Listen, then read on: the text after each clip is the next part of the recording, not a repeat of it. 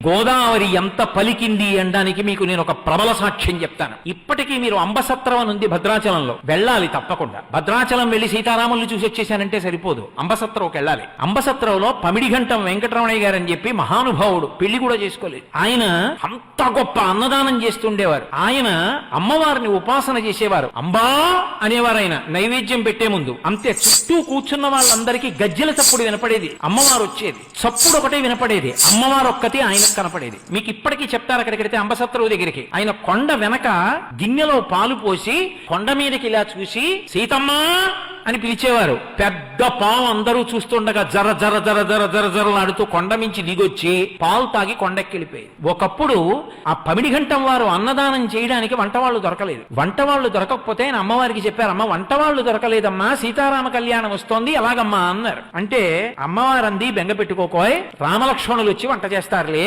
అంది. ఆయన ఇలా చూశారు, మంచి దృఢకాయులైన ఇద్దరు, అంతంత ఎత్తు ఆజానబాహుమరవిందదలాయతాక్షం ఇద్దరు వచ్చారు. వచ్చి, అయ్యా మీరు వంట కావాలన్నారట, మమ్మల్ని ఎవరో పంపించారు, వంట చేస్తాం, కానీ మీరు లోపలికి చూడకూడదు. వంటశాల తలుపులు వేసి 2 పెద్ద పెద్ద గుండిగలు తెచ్చారు. ఒక మనిషి ఎత్తలేడుదండి, అంతంత గుండిగలు తెచ్చి వంట చేశారు. వంట అంతా అయిపోయింది, బయటకు వచ్చారు. మేము గోదావరిలో స్నానం చేసి వస్తామని వెళ్ళారు, ఇంకా రాలేదు. ఆ తర్వాత వెళ్లి గుండిగల మీద చూస్తే రామగుండిగా లక్ష్మణ గుండిగా అని ఉంది. ఇప్పటికీ మీరు రామలక్ష్మణులు వచ్చి వంట చేసిన గుండిగలు అంబసత్రంలో చూడొచ్చు, ఇప్పటికున్నాయి.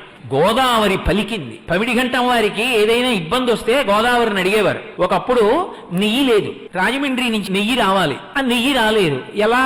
ఆయనకు అనుమానం వచ్చింది, నెయ్యి లేకుండా అభిగారం ఎలా చేస్తారు, భోజనం ఎలా చేస్తారు? అందుకని ఆయన తిన్నగా గోదావరి ఒడ్డుకి వెళ్ళారు. వెళ్లి 2 బిందెలతో గోదావరి నీళ్లు తీసుకున్నారు. అమ్మ 2 బిందెలు నెయ్యి అప్పిప్పించు, నెయ్యి వచ్చిన తర్వాత నీకు ఇచ్చేస్తానన్నారు. అలాగేనంది గోదావరమ్మ. ఆయన ఇంటికి తెచ్చారు. తెచ్చి, గోదావరి నీళ్లు కదండి, గోదావరి నీళ్లు కదండి, నెయ్యి ఏమిటండి అన్నారు. వడ్డన మొదలెట్టండ్రా అన్నారు. అన్నీ వడ్డించి అభిగారం చేయడానికి ఆ బిందెలో ఇలా ఉద్ధరిని ముంచారు. నెయ్యి అయిపోయింది 2. ఆ తర్వాత రాజమండ్రి నుంచి నెయ్యి వచ్చింది. 2 నేతి బిందెలు పట్టుకెళ్ళి, అమ్మ అప్పుచ్చుకున్నాను కదా, పుచ్చుకోని ఇచ్చేశారు. గోదావరిలో కలిపేశారు. నేను అందుకే మీతో మనవి చేస్తున్నా, గోదావరి తల్లి పలుకుతుంది, ఎందరికో పలికింది ఆవిడ. ఆవిడ కడుపులో లక్ష్మీ నృసింహ స్వామిని పెట్టుకుంది. ఆవిడ కడుపులో ఇన్ని పెట్టుకుంది.